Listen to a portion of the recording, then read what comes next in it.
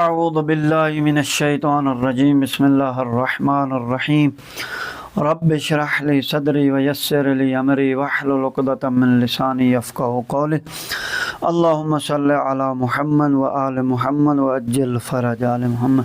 میرے سامعین محترم، ناظرین گرامی، انشاءاللہ آپ خیریت سے ہوں گے۔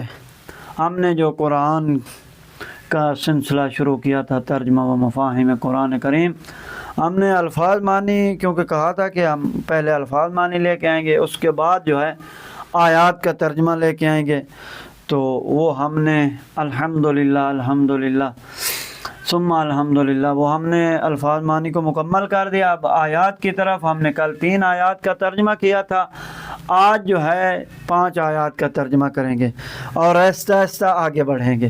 تو آئیں پہلی آیت، ان فی ذالک لآیۃ لقوم یتفکرون، بے شک غور و فکر کرنے والوں کے لیے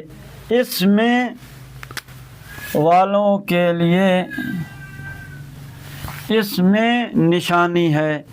ان فی ذالک لآیۃ لقوم یعقلون، یقیناً بے شک سب سمجھنے والوں کے لیے، سب عقل سے کام لینے والوں کے لیے اس میں نشانی ہے۔ ان فی ذالک لآیۃ للمؤمنین، بے شک ایمان والوں کے لیے ایک نشانی ہے، بے شک مومنین کے لیے ایک نشانی ہے۔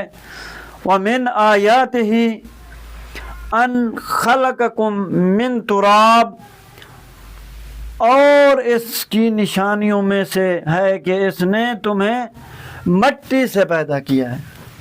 وَمِنْ آیَاتِهِ خَلْقُ السَّمَاوَاتِ وَالْأَرْضِ وَاخْتِلَافُ أَلْسِنَتِكُمْ وَأَلْوَانِكُمْ، اور آسمانوں اور زمینوں کا پیدا کرنا اور تمہاری زبانوں اور رنگوں کا مختلف ہونا اس کی نشانیوں میں سے ہے۔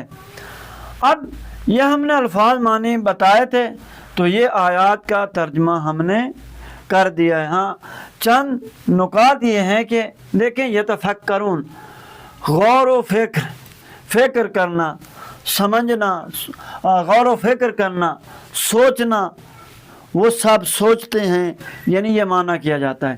یعقلون یعنی عقل سے کام لینا، سب جو ہے عقل والوں کے سب سمجھتے ہیں، یعنی سب سمجھنے والوں کے لیے یہ معنی کیا جاتا ہے۔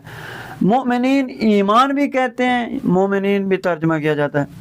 اور دوسرا یہاں پہ فعلاً یہی ہے۔ ہاں، باقی یہ آیات مفرد اور آیات جمع، آیت یعنی نشانی، آیات یعنی نشانیاں۔